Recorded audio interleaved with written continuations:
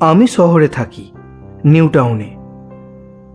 না, প্রথম থেকেই আমরা শহরে থাকতাম না।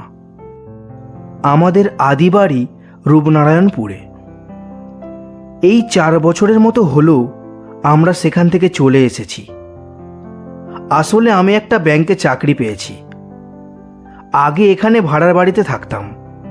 এখন একটা ফ্ল্যাট কিনে বাবা মাকে নিয়ে সেখানেই থাকি।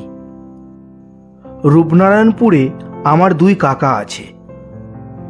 আমি মাঝে মাঝেই ওখানে ঘুরে আসি। 2 কাকার 2টো করে ছেলে মেয়ে।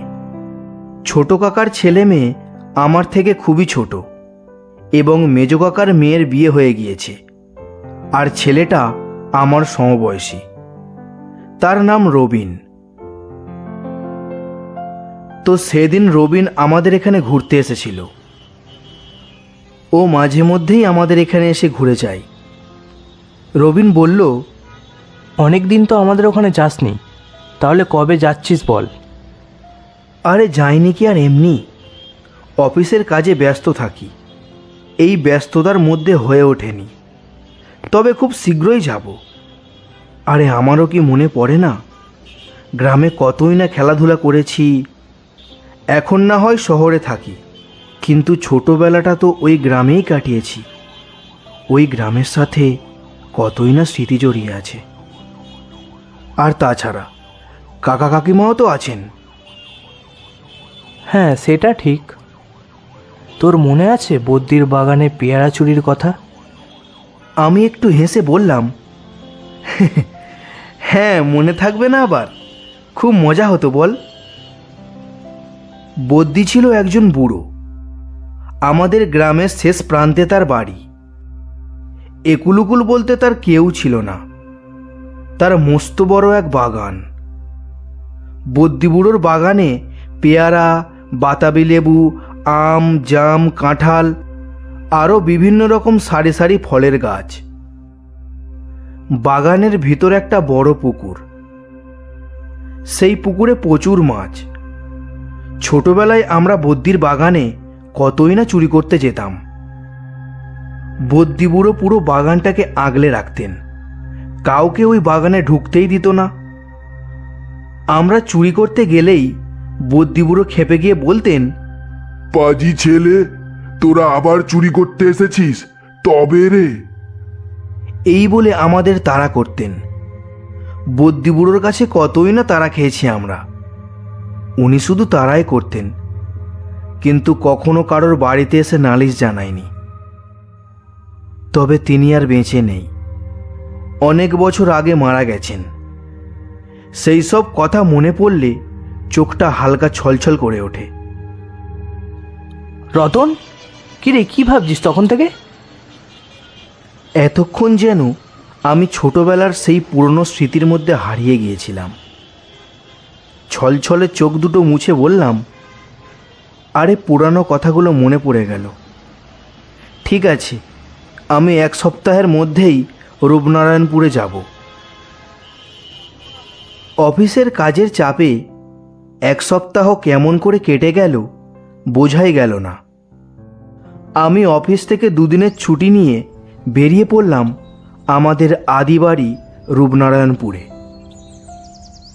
রূপনারায়ণপুর একেবারে মফস্বল এলাকা, প্রাকৃতিক পরিবেশে পরিপূর্ণ। আমি গিয়ে দেখি বাড়ির উঠোনে কাঁচের একটা বয়ামে কুলের আচার শুকাচ্ছে। বুঝলাম কাকিমা এই আচার এখানে শুকাতে দিয়েছেন।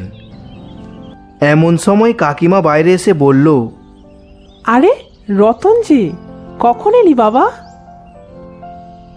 এই তো কাকিমা, এই সবেই এলাম। কেমন আছো কাকিমা? ভালো, তুই কেমন আছিস? আর বাবা মা কেমন আছে রে?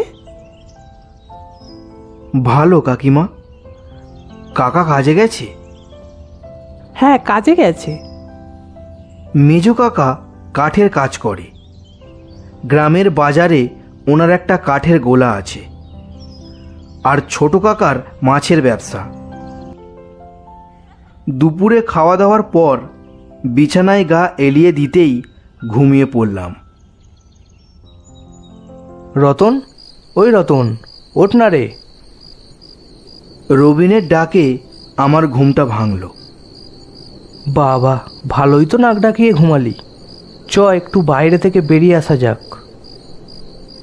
আমি হাত মুখ ধুয়ে রবিনের সাথে বাইরে বেরোলাম।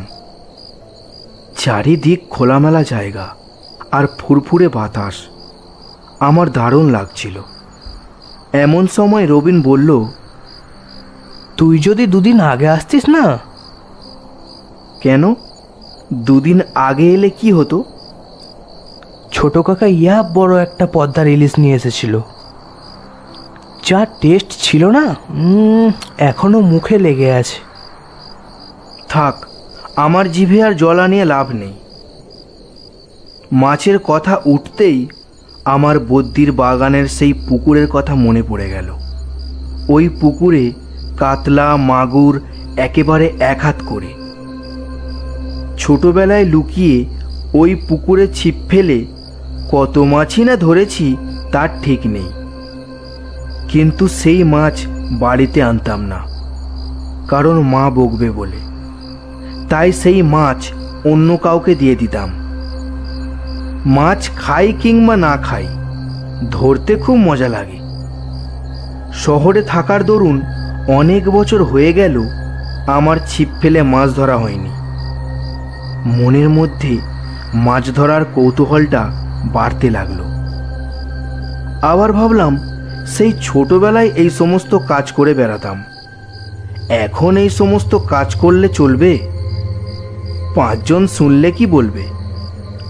আবার ভাবলাম, বুদ্ধিবুড়ো তো মারা গেছেন, বাগান অমনি পড়ে আছে। রাতে ওই বাগানে গেলে কেউই টের পাবে না। আর তাছাড়াও আমরা যে প্রতিদিন চুরি করতে যাচ্ছি তা তো নয়, শুধু একদিনই, তাও আবার কয়েক ঘন্টার জন্য। তাহলে যাওয়া যেতেই পারে। আমি কৌতূহল দমন করতে পারলাম না, তাই রবিনকে বললাম, রবিন, তোর মনে আছে আমরা ছোটবেলায় বদ্যির বাগানে চুরি করতে যেতাম? কথাটা শুনে রবিনের মুখটা যেন ফ্যাকাশে হয়ে গেল। বলল, হ্যাঁ, যেতাম। এই চল না, আজ রাতে বদ্যির বাগানের ওই পুকুরটায় ছিপ ফেলতে যাওয়া হোক। পাগল নাকি?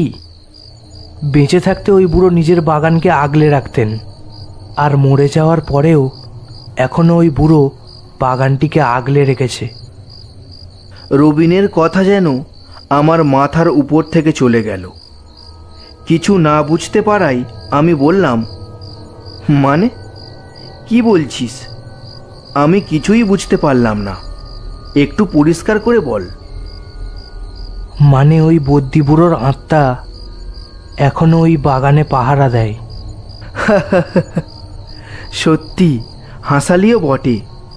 তুই এসবে এখনো বিশ্বাস করিস? না, কিন্তু অনেকেই নাকি দেখেছে বাগানে ওই বুড়োকে গাছের ডালে বসে থাকতে। আর হাসাস না রবিন, আর হাসাস না। আমারও বিশ্বাস হয় না, কিন্তু বড়দের কথা শোনাও একটু ভালো, বুঝলি? এতে আবার বড়দের কথা শোনা না শোনার কি আছে? আচ্ছা, এই ব্যাপার তাই তো? আমি তোর থেকে 15 দিনের বড়, আমার কথাও তোকে শুনতে হবে। আমরা যাচ্ছি, ব্যাস। রবিন কিছুতেই রাজি হচ্ছিল না। অনেক জোরাজুরি করার পর রাজি হলো।